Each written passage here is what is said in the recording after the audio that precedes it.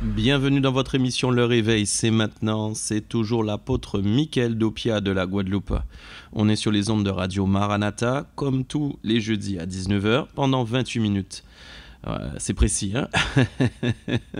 En tout cas, j'espère que vous allez bien, que vous êtes en pleine forme et que, quel que soit l'endroit où vous êtes, que ce soit dans la Caraïbe, que ce soit dans la francophonie, quel que soit le pays où vous êtes en Europe, en tout cas, peu importe, je prie vraiment que le Saint-Esprit puisse vous faire du bien et que vous receviez par cette émission vraiment un réveil spirituel personnel puissant. Vous savez que c'est le but de cette émission, Le Réveil, c'est maintenant. Le but de cette émission, c'est que votre esprit soit bousculé pour être réveillé par Dieu tout le temps.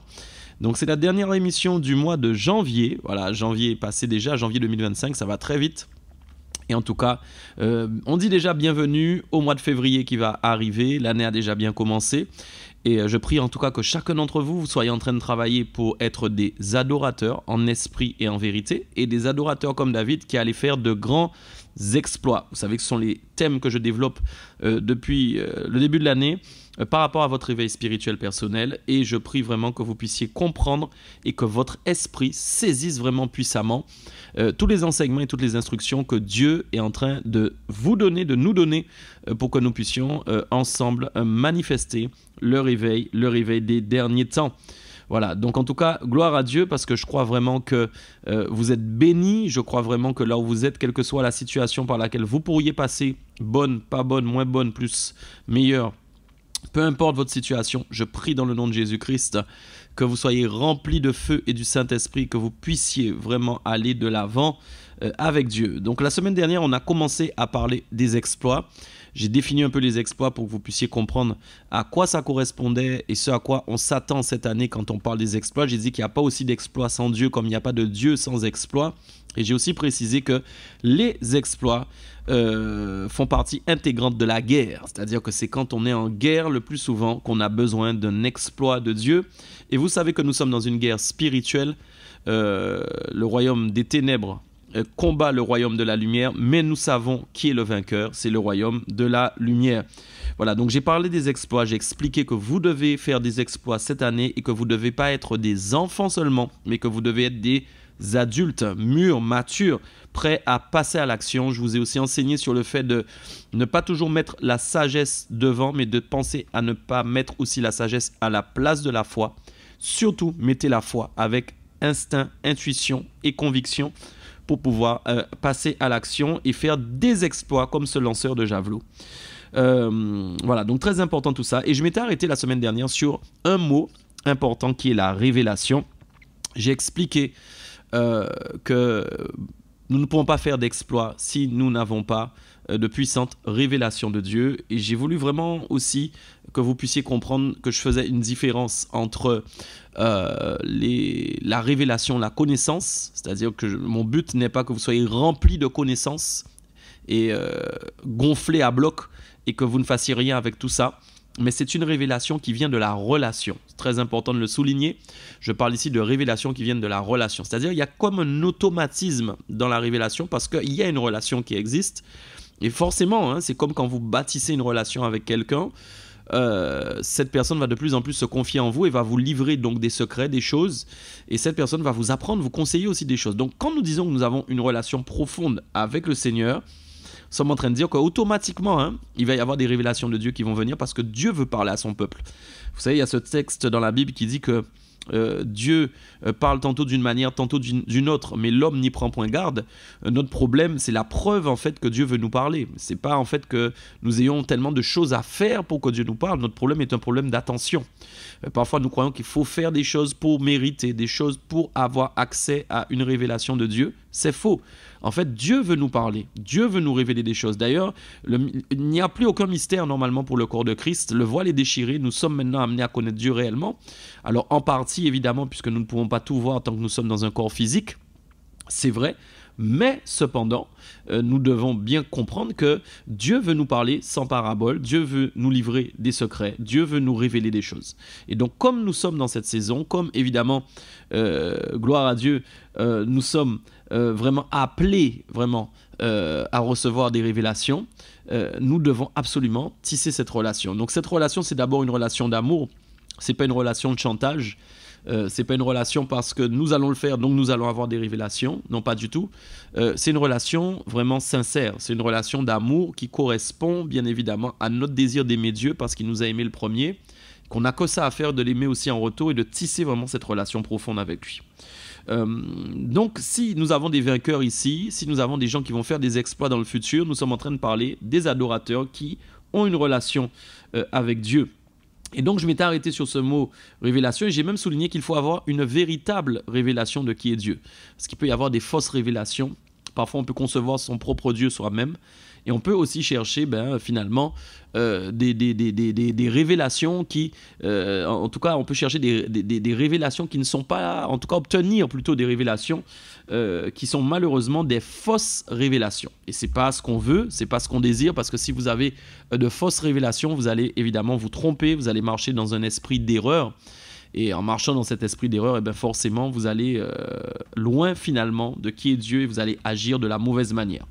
Je veux d'abord revenir sur cette révélation et je veux aller dans Galates chapitre 1, les versets 11 à 12, qui expriment une idée. Je vous déclare, frères, que l'évangile qui a été annoncé par moi n'est pas de l'homme. C'est l'apôtre Paul qui parle à l'église de Galatie et il dit que l'évangile que lui-même il a annoncé, d'accord, ne vient pas d'un homme. C'est-à-dire que lui-même il explique que c'est pas un homme qui l'a conseillé, c'est pas un homme qui l'a enseigné, ce n'est pas un homme qui lui a expliqué l'évangile, mais il dit au verset 12, « Car je ne l'ai ni reçu ni appris d'un homme, mais par une révélation de Jésus-Christ. » J'aime beaucoup Paul qui compare ces deux verbes, recevoir et apprendre, avec le mot révélation, ou encore le verbe révéler. En fait, le verbe révéler est plus fort que apprendre ou recevoir. Vous voyez, ça c'est important parce que quand ça c'est quelque part c'est le degré de compréhension de l'homme. Quand nous parlons avec quelqu'un, il peut nous apprendre quelque chose et nous pouvons réceptionner ou recevoir quelque chose de sa part. Maintenant, la révélation est un autre degré de la réception et encore de l'apprentissage. On va beaucoup plus loin. La révélation est quelque chose de direct. C'est quelque chose qui provient directement de la divinité. Voilà. Et Paul dit que quand il évangélise, quand il apporte la bonne nouvelle de l'évangile, il ne le fait pas parce qu'un homme lui a appris ou parce qu'il l'a reçu d'un homme, mais il a eu une révélation de Jésus-Christ. Autrement dit, vous ne pouvez pas savoir qui est Jésus sans révélation. On ne peut pas vous apprendre Jésus. Bien sûr, vous pouvez le recevoir dans votre cœur, ça on le sait, pour vous convertir. Ça c'est une chose, pour changer de vie, pour décider de le suivre. Mais écoutez-moi bien, la révélation de Jésus-Christ, elle est au-delà de la réception, au-delà de l'apprentissage. C'est quelque chose qui incarne votre esprit de manière surnaturelle et divine. Donc ça veut dire que quand Paul parle, il ne parle pas parce qu'il a beaucoup appris la Bible. Il ne parle pas en fait parce qu'il a il a un doctorat en théologie, bien que tout ça soit très bon, ce n'est pas le problème. Mais il a réellement une révélation de Jésus-Christ, c'est-à-dire en fait qu'il a un mystère qui lui est dévoilé. Si je peux comparer en fin de compte la révélation avec quelque chose, j'ai envie de vous dire, c'est comme quelque chose qui est sous un tissu et qu'on enlève le tissu et que d'un seul coup on le voit. C'est comme en fin de compte des écailles qui sont sur les yeux, l'image de Paul qui était sur la route de Damas, qu'on a rendu aveugle et qui s'est mis à voir, et d'un seul coup les écailles tombent des yeux et il voit quelque chose qu'il ne voyait pas. Donc la révélation est un mystère dévoilé. La révélation n'est pas une explication. L'explication entre dans le domaine de l'intelligence, l'explication entre dans le domaine de la sagesse, l'explication entre dans le domaine du raisonnement et de ce que nous pouvons comprendre, alors que le mystère est un dévoilement. C'est un dévoilement. Ce n'est pas une explication qui vous fait voir qui est Jésus, ce n'est pas une explication qui vous permet de comprendre l'évangile, mais c'est une révélation. Très important de comprendre ça parce que la foi fonctionne avec la révélation. On va le voir tout à l'heure que l'apôtre Paul a pris des décisions par la foi. Ça a vraiment impacté sa vie. Vous savez, quand il s'est retrouvé sur la route de Damas, qu'il a été arrêté et qu'en fin de compte, ses écailles sont tombées de ses yeux parce qu'il est devenu aveugle. Donc il ne voyait plus de manière physique, dans le domaine physique. Il était aveugle. Mais de manière spirituelle, il avait la vue. On lui a donné la vue de manière spirituelle. C'est là où on voit qu'à un moment, il faut être capable de fermer les yeux pour voir en fin de compte ce qui se passe dans le monde spirituel. Si vous ne fermez pas les yeux, vous ne pourrez pas voir ce qui se passe dans le monde spirituel. Si à un moment vous ne fermez pas les yeux, vous ne pourrez pas non plus avoir la foi pour faire des exploits. Parce qu'en fait, le fait de fermer les yeux vous fait oublier tout ce qu'il y a autour de vous et qui pourrait amener un système de compréhension, de raisonnement qui va aller casser en fin de compte la foi que vous avez par rapport à l'action que vous devez mettre en place suite à la révélation que vous avez dans votre esprit. Donc, il n'y a aucune révélation qui tombe par terre. En fait, il n'y a aucune révélation qui est donnée par Dieu et qui n'appelle pas un exercice, qui n'appelle pas une action, qui n'appelle pas un passage à l'action. Aucune révélation. Les révélations sont faites pour la foi. Les révélations sont faites pour agir. Les révélations sont faites pour être comme Dieu. Les révélations sont faites pour être comme Jésus. C'est ça, en fait, le pouvoir de la révélation et du mystère dévoilé. Je vais vous dire quelque chose. C'est un exploit, c'est une performance, c'est une prouesse d'être capable de parler à quelqu'un et de l'amener à changer de vie du jour au lendemain. Vous voyez, quand on évangélise, on peut trouver ça tellement banal de voir qu'on a porté l'évangile, on a amené une nouvelle à un inconnu qui était dans la rue, qui ne nous connaissait pas 5 minutes avant. On s'est retrouvé en face de lui, on a commencé à lui parler, le gars accepte Jésus, il est touché, il dit vraiment, il accepte Jésus, mais vraiment il est touché, il est converti réellement. Ça, c'est incroyable. Vous imaginez quelqu'un qui ne vous connaît pas, il ne sait pas d'où vous sortez, il ne sait pas qui vous êtes, il accepte de vous écouter. La présence de Dieu le touche quand vous parlez, parce que vous parlez par révélation. Peut-être même que ce que vous allez dire, comme c'est par révélation, va toucher son cœur, va le convaincre de péché et de jugement, parce que nous parlons par prophétie, par parole de connaissance. Nous parlons en fait par inspiration de Dieu. Nous parlons de la part de Dieu. Et donc, c'est des mystères dévoilés que Dieu donne à notre esprit comme ça, et que quand ça sort, en fin de compte, aux oreilles, ça rentre plutôt dans l'oreille de quelqu'un, ou encore dans son entendement, il est touché, son cœur se penche et se convertit. Mes amis, quelque chose d'incroyable. Voilà pourquoi je dis c'est un exploit. C'est une performance, c'est une prouesse d'être capable d'amener quelqu'un en fait à changer de vie du jour au lendemain, là où il était peut-être dans la peine, là où il était peut-être dans le désarroi, de voir que du jour au lendemain, cette personne a accepté Jésus-Christ et que là, d'un seul coup, elle est en train de radicalement changer de vie. Voilà pourquoi on parle de la révélation. Voilà pourquoi on a besoin de révélation. L'évangélisation sans révélation est une évangélisation morte. L'évangélisation par raisonnement, par intelligence et par réflexion est une révélation, je vous dis, qui est morte. Elle va amener des faux convertis, des personnes qui vont se convertir en fait par explication, des personnes qui vont se convertir par raisonnement. Et il n'y a rien de plus mauvais pour nous, en fin de compte, aujourd'hui dans le corps de Christ, de voir des gens se convertir par explication, parce qu'ils auront toujours besoin d'une autre explication. Et quand leur foi va se refroidir, va redescendre, je vous assure qu'ils ne vont pas tenir longtemps, en fin de compte, dans la bonne nouvelle. Donc pour tenir dans le temps, il faut amener aussi des gens à la vraie conversion, et nous avons besoin d'un peuple, du moins d'un corps de Christ qui agit par révélation et non par explication. Ça, c'est aussi très important. Vous pouvez voir d'ailleurs que les explications nous amènent souvent dans les luttes des dogmes. Vous n'avez qu'à voir quand vous rencontrez en fin de compte des personnes qui sont de d'autres bords, de d'autres religions, qui veulent vous expliquer, je tairai ici les noms de certaines religions que je connais, où en fait les gens sont en train d'expliquer, et essayez d'imaginer que vous, maintenant vous asseyez à table avec eux pour essayer de leur expliquer. Vous allez être dans une lutte, un combat d'explication, mais à la fin, en fait, voilà pourquoi en fait Paul avait dit d'éviter les discussions vaines qui ne mènent à rien. Parce qu'en fait, il n'y aura rien de concret qui va être bâti à la suite de ces discussions. Il n'y aura rien de construit, il n'y aura rien d'utile à travers cette discussion. Donc, mais quand maintenant vous venez par révélation, d'ailleurs la révélation est souvent plus courte que l'explication. Vous voyez que les explications sont longues, mais que les révélations sont courtes. Et que l'impact d'une explication longue est beaucoup plus faible qu'une révélation courte. Une révélation est courte, mais elle est impactante. Elle est puissante, elle est profonde, et surtout elle touche parce qu'elle met à nu en fin de compte celui qui est en face de vous. Et quand nous disons, nous voulons faire des exploits, nous voulons sauver les âmes, c'est quand même quelque chose d'incroyable. C'est notre but, c'est notre rôle, nous sommes remplis d'esprit pour pouvoir sauver les âmes. Et essayez d'imaginer que nous abaissions finalement la puissance des révélations que nous avons reçues par des explications. Essayez d'imaginer que nous voulions toujours amener du raisonnement, de la science, en fin de compte, dans toutes ces révélations que nous recevons de Dieu, et nous sommes complètement en train d'abaisser la puissance de Dieu. Nous mettons nous-mêmes au niveau finalement de la sagesse des hommes, dans la réflexion des hommes. Et mes amis, mince, je fais du bruit avec le micro, vous m'excusez, nous passons vraiment à côté vraiment de ce que Dieu veut faire avec nous. Donc ma prière pour vous, c'est que vous alliez chercher la révélation, et bien sûr, comme je disais, il n'y a pas de révélation sans relation. Donc parfois le manque que nous avons de relations intimes, les manquements que nous avons aussi de temps de prière, de temps d'intercession, de temps où nous parlons en langue, de temps où nous adorons, quand nous avons une vie de prière qui est faible, que nous discutons peu avec Dieu, alors que la Bible dit de faire en tout temps toutes sortes de prières et de supplications, et nous sommes là à des niveaux en fait très faibles. Comment voulons-nous avoir des révélations ?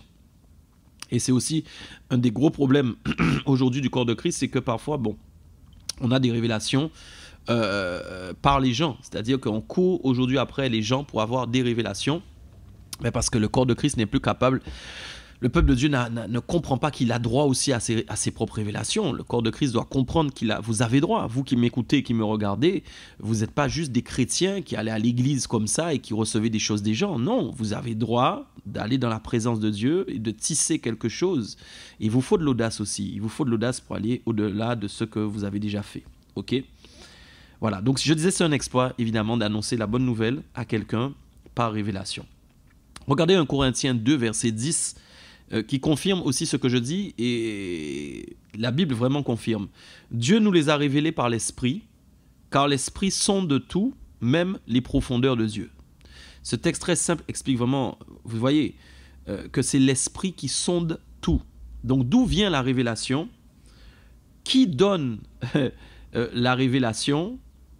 Eh bien en fait c'est l'Esprit, avec un grand E, donc on pourrait dire encore le Saint-Esprit. Le Saint-Esprit donne des révélations qui viennent du cœur de Dieu. Et là, il dit, l'apôtre Paul à l'église de Corinthe, mais il dit même les profondeurs de Dieu. Alors, je vais m'arrêter sur cette phrase parce qu'elle est très importante. On pourrait expliquer beaucoup de choses avec.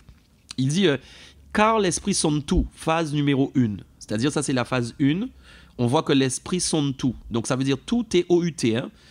Alors, tout ce qui est compris sur terre, tout ce qui est compris au ciel, tout ce qui est compris autour de nous, l'Esprit peut le sonder. Donc l'Esprit peut sonder le bois, l'Esprit peut sonder le tissu, l'Esprit peut sonder la lumière, l'Esprit peut sonder les meubles, l'Esprit peut tout sonder. Quand on dit tout, c'est que tout. Il peut sonder un chien, il peut sonder un âne, il peut sonder tout. C'est-à-dire il est illimité au niveau de sa capacité à sonder. Et sonder fait référence à aller à l'intérieur. Donc ça aussi c'est le réveil. Parce que comment réveiller quelqu'un si on ne va pas à l'intérieur de cette personne? Comment réveiller quelqu'un si on n'amène pas une révélation à l'intérieur de cette personne?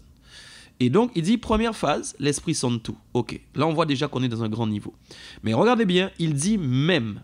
Quand il s'arrête, c'est comme s'il dit, maintenant on passe à la phase 2. Donc ça veut dire que, il dit, il sonde tout, même les profondeurs de Dieu. Et regardez bien, donc les profondeurs de Dieu sont en dehors du tout.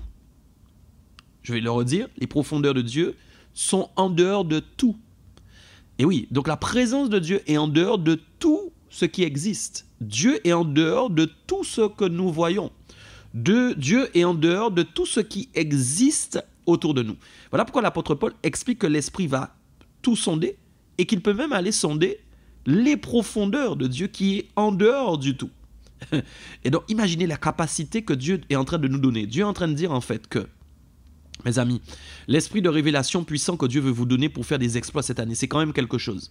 On est en train de parler de Dieu qui en fait a donné son esprit pour que quelle que soit en fait la situation où tu te trouves, que ce soit dans un avion, puisqu'on parle de tout, que ce soit sur un bateau, que ce soit dans ta maison, que ce soit dans une voiture, quelle que soit la guerre, le combat dans lequel tu peux te trouver, l'épreuve dans laquelle tu peux être, il peut y avoir l'esprit qui sonde tout, qui va amener dans ton esprit une révélation pour te faire agir dans cette situation, pour faire un exploit et sortir vainqueur de cette situation. Ça, c'est quand même extraordinaire. On dit même qu'il va aller sonder donc celui qui est en dehors du tout. Donc, on parle de Dieu et pas n'importe où. Il n'a pas parlé de ses yeux, il n'a pas parlé de ses oreilles, il n'a pas parlé de ses narines, mais il a parlé de ses profondeurs. Profondeurs qui font en fait référence à quoi? Profondeurs qui pour moi font référence à ses entrailles, à son homme intérieur. Bon, on ne peut pas parler d'homme intérieur quand on parle de Dieu puisque c'est un être divin. Nous, on parle d'homme intérieur, mais c'est pour que vous compreniez ce que je suis en train d'expliquer. On est en train de parler de l'homme intérieur de Dieu, d'accord? De ce qui est divinement à l'intérieur de Dieu. Donc ça veut dire, on n'est pas en façade, on n'est vraiment pas en façade, on n'est vraiment pas en train de parler, en fin de compte, mes amis, de choses externes à Dieu. On est en train de parler de l'homme intérieur de Dieu. Ça, c'est quand même incroyable. Donc, vous voyez un peu que quand on parle de l'intérieur de Dieu, on est en train de dire en fait que ce sont les choses les plus intimes de Dieu que nous ne pourrions pas percevoir à l'œil nu. Nous sommes en train de dire que c'est les pensées du cœur de Dieu, ce que Dieu pense réellement au plus profond de lui, la façon dont Dieu voit les choses au plus profond de lui, la manière de voir les choses, la manière de penser, la manière de réfléchir, la manière d'agir, incroyable. Et nous sommes là. Je suis en train de vouloir te faire entrer dans une dimension surnaturelle dans laquelle tu n'es pas encore, mais à laquelle tu as droit. Et à laquelle tu as droit spécialement en 2025 pour faire des exploits avec Dieu. Donc, regardez bien. Donc, au niveau de la révélation, nous pouvons tout savoir. Tout TOUT. Ça déjà, clairement, je vais te dire quelque chose. Tu peux tout savoir, tu peux tout connaître. Et c'est ce qui te permet de faire des exploits. Écoute-moi, rien n'était caché. Un sorcier en train de faire de la sorcellerie, tu peux le savoir. Ouais. Tu peux savoir quelle incantation il a fait et tu peux savoir comment démanteler son incantation. C'est vrai. Quelqu'un en train de monter un complot contre toi, derrière toi, tu peux le savoir. Il y a quelque chose qui ne va pas dans ta voiture, c'est du matériel, tu peux le savoir. Ouais, l'esprit sonde tout. Tu dois voyager, il ne faut pas prendre l'avion, tu peux le savoir. Tu dois prendre un bateau, il y a un problème sur le bateau, tu peux le savoir. Tu dois signer un contrat, il y a un problème dans ce contrat, tu peux le savoir. L'esprit sonde de tout. L'homme parfaitement constitué à côté de toi, je veux dire ordinaire, qui n'a pas le Saint-Esprit, qui n'a pas la présence de Dieu, qui est à côté de toi, il ne peut pas savoir tout ça. Il ne peut pas. Mais toi, tu peux. Et ça, c'est incroyable. Donc, l'esprit sonde tout, première phase. Voilà, premier niveau d'exploit possible par des révélations ordinaires, peut-être, dans des choses ordinaires du moins, mais qui vont faire des choses extraordinaires. Deuxièmement, même les profondeurs de Dieu, on l'a dit. Donc, normalement, après tout, il y a une limite. Vous voyez, après tout, il y a une limite. C'est-à-dire qu'on ne peut pas aller au-delà normalement. C'est-à-dire que nous, autour de tout ce que nous voyons là actuellement, on ne peut pas aller au-delà. Mais pourtant, nous, par l'esprit, nous pouvons dépasser la limite et atteindre les profondeurs de Dieu qui font référence à ses pensées, son intelligence, sa sagesse, ses réflexions. Merveilleux. Donc l'esprit passe cette limite qui devient illimitée. C'est-à-dire, il passe cette limite illimitée, qui devient illimitée pour nous, puisqu'il n'y a plus de limite. C'est-à-dire que quand on disait tout, on s'arrêtait, mais nous on va au-delà de tout, on va même dans les profondeurs de Dieu. Donc là on dépasse les limites, il n'y a plus de limites, on entre dans le domaine de l'illimité pour nous, qui nous donne donc la capacité de faire des exploits. Voilà pourquoi une action ordinaire devient un exploit, parce que nous allons toucher au domaine des choses illimitées où tout le monde ne peut pas aller. Vous voyez, les sorciers même ne peuvent pas aller là. Mes amis, les sorciers sont limités dans le tout. Et comment tu peux avoir peur des sorciers alors que ils sont limités dans le tout? Eux, ils ne vont pas dans les profondeurs de Dieu. Impossible pour eux d'aller là. Mais nous pouvons y aller. Donc, vous voyez, nous pouvons aller là où eux, ils ne vont pas. N'aie pas peur des sorciers. N'aie pas peur de ceux qui te combattent, parce que tu vas gagner dans le nom puissant de Jésus. C'est toi qui vas avoir la victoire. Je veux continuer encore sur cette partie de la révélation. Et pas m'arrêter à ça. Parce qu'on n'est pas là pour faire de vous des sorciers ou des personnes, en fin de compte, qui vont faire du spiritisme. Non, non, non. Mais on doit comprendre que... à quoi ça sert, à quoi fait référence cette révélation? Pourquoi Dieu nous donne accès à aller dans ses profondeurs? C'est quand même quelque chose d'intime. On parle de l'intimité. Alors bien sûr, premier point important, c'est que c'est pour faire des exploits. Donc ça, je l'ai dit, j'ai dit oui, c'est pour faire des exploits. On l'a dit, c'est OK. Mais c'est pas tout. Si on s'arrête juste à ça, on va devenir donc des personnes, on cherche Dieu pour faire des exploits, on cherche Dieu pour faire des... Non, c'est pas ça. C'est quelque chose d'automatique. Je l'ai dit, quand il y a une relation, il y a automatiquement une révélation et automatiquement il y a des exploits. Ça c'est la conséquence de ta relation avec Dieu. Mais c'est pas tout. La révélation fait référence à la connaissance. Donc je l'ai dit, mystère dévoilé, quelque chose que je connais, que je ne connaissais pas. Mais surtout, et je l'ai écrit pour ne pas vous dire de bêtises, elle est un accès pour consulter Dieu. Et là, voilà, on revient encore à l'intimité et le mot consultation, quelque part, est vraiment important pour moi. Le verbe consulter est très important pour moi. Pourquoi? Parce que consulter Dieu, c'est un accès. Tout le monde ne peut pas forcément consulter Dieu en fonction de comment il vit. Ceux qui servent malheureusement le diable ne peuvent pas forcément consulter Dieu, bien que Dieu ait une oreille attentive au monde entier, je le crois. Mais il ne peut pas répondre à tout le monde. Et nous, en fait, nous avons la grâce, la faveur que Dieu puisse nous répondre. C'est-à-dire qu'en fait, nous savons que nous pouvons aller le consulter. Mes amis, vous imaginez quand même que c'est quand même une faveur incroyable. Nous n'avions pas le droit d'aller consulter Dieu. Nous n'avions pas accès à la présence de Dieu. Voilà pourquoi la Bible dit que quand Jésus est monté à la croix, le voile a été déchiré clairement. Il y avait un voile qui cachait, en fait, notre accès à Dieu. Il y avait un voile là. Et puis Dieu nous a donné, il a déchiré le voile. Jésus a permis que le voile soit déchiré et qu'on entre dans sa présence. Merveilleux. Voilà. Et donc consulter, le verbe consulter est important parce que en fait Dieu est en train de nous dire vous vous appuyez trop sur les hommes. Et en 2025, je veux que tu casses ça aussi dans ta vie. Alors moi-même je suis pasteur, donc vous voyez, j'ai même pas peur de prêcher ça. Parce qu'il y a des pasteurs peut-être qui auraient peur en se disant oui mais si tu leur dis qu'ils n'ont plus besoin de te consulter, ils vont partir. Non. Alors il y a un équilibre dans tout. On n'est pas en train de créer des électrons libres. Je ne suis pas en train de vous dire de ne pas avoir d'église, de ne pas avoir de pasteur. Très dangereux parce que Dieu parle tantôt d'une manière, tantôt d'une autre. Il parle à ton pasteur, il parle à l'église. Mais, je me dis bien mais, beaucoup d'entre vous ne tissent pas une relation avec Dieu et ne consultent pas Dieu et sont habitués à consulter uniquement des hommes. Combien de personnes ont pris des décisions seulement en allant consulter des hommes? Et vous allez malheureusement souvent parfois vous tromper, parce que vous pouvez consulter des hommes qui sont de Dieu, mais qui ont mal reçu, qui ont mal réceptionné, qui se sont trompés quand ils ont parlé.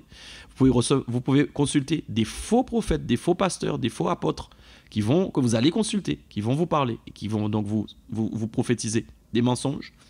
Vous pouvez aussi vous confier en votre grand-père, votre mère, je parle des pasteurs, mais ça peut être des gens de la famille. Vous pouvez aussi être des personnes qui n'arrivaient jamais à prendre de décision sans avoir consulté telle ou telle personne.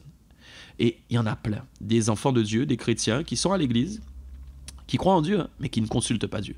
Quelle en fait déception que Dieu nous voit croire en lui, mais ne pas le consulter, ou encore ne pas le consulter suffisamment. C'est clairement une déception. Voilà un texte qui pour moi est très fort dans Galates chapitre 1, versets 15 à 17. Je vais le lire et vous aurez ici toute la compréhension. Il dit, c'est l'apôtre Paul encore qui parle à l'église de Galatie, et il dit « Mais lorsqu'il plut à celui qui m'avait mis à part dès le sein de ma mère et qui m'a appelé par sa grâce, de révéler en moi son Fils. » C'est encore Paul qui parle. Il parle de Dieu qui a révélé en lui son Fils. Donc on fait référence à l'autre verset qu'on lisait tout à l'heure. Afin que je l'annonçasse parmi les païens. Donc afin que Paul annonce bien évidemment la bonne nouvelle. Il dit quoi? Aussitôt. Et retenez bien le mot aussitôt parce qu'il est important. Aussitôt comme boum, aussitôt comme tout de suite, aussitôt comme on ne réfléchit pas, on ne met pas de sagesse. Aussitôt, je ne consultais, verbe consulter, je ne consultais ni la chair ni le sang, et je ne montais point à Jérusalem vers ceux qui furent apôtres avant moi, mais je partis pour l'Arabie, puis je revins encore à Damas. Mes amis, mes amis, mes amis. On voit que l'apôtre Paul dit que, en fait, dès que Dieu lui a révélé qui était son fils, on ne lui a pas expliqué, on ne lui a pas fait une théologie. Il a eu une révélation directe de Dieu dans son cœur de qui est Jésus. Aussitôt, il n'y a pas de réflexion, il n'y a pas de calcul, il n'y a pas d'intelligence. Et il précise, je ne consultais aucun homme, ni la chair, ni le sang, ni le sang. Et il dit même qu'il ne montait pas à Jérusalem vers ceux qui furent apôtres avant lui. Regardez bien, lisez bien. Il n'a même pas été à Jérusalem pour consulter les apôtres. Or, on aurait pu dire, mais un peu de sagesse, t'es pas sage. T'as reçu de Dieu. Mais va quand même consulter les apôtres qui sont avant toi. Va quand même consulter tes pères. Et parle avec eux. Vous voyez l'équilibre, parce que souvent nous on va nous dire il faut tout le temps consulter ton père spirituel, etc. Moi je suis père spirituel aussi. Moi aussi j'ai des enfants spirituels, mais ce ne sont pas mes choses, ce ne sont pas mes pions. C'est pas leur vie ne dépend pas de moi, ok? Leur vie dépend de Christ. Maintenant en tant que père spirituel, je peux les amener plus haut. En tant que père spirituel, je peux les amener plus loin. Même dans leurs décisions, c'est bien aussi qu'ils viennent me voir. C'est bien aussi c'est normal que vous ayez un père spirituel. Super. Mais attention, il y a certaines fois dans votre destinée, et je précise bien. C'est pas tout le temps. Mais il y a certaines fois dans votre destinée où il va falloir mettre des aussitôt sans réflexion. Pourquoi? Parce que ce sont des moments de votre vie qui, en fait, activent votre destinée. L'activation de votre destinée est extrêmement importante. Beaucoup de gens sont passés à côté de l'activation de leur destinée parce qu'ils n'ont pas été capables de créer l'aussitôt qui convenait, en fin de compte, à leur destinée. Donc je vais m'arrêter là pour aujourd'hui parce que c'est déjà la fin de l'émission, je ne m'étais pas rendu compte. Voilà, en tout cas, ne manque pas la dernière partie de l'aussitôt, et on en parlera à la prochaine et j'expliquerai pourquoi il faut agir tout de suite parfois et pas toujours consulter la chair et le sang. Ok, à la semaine prochaine, le réveil c'est maintenant. Bye bye.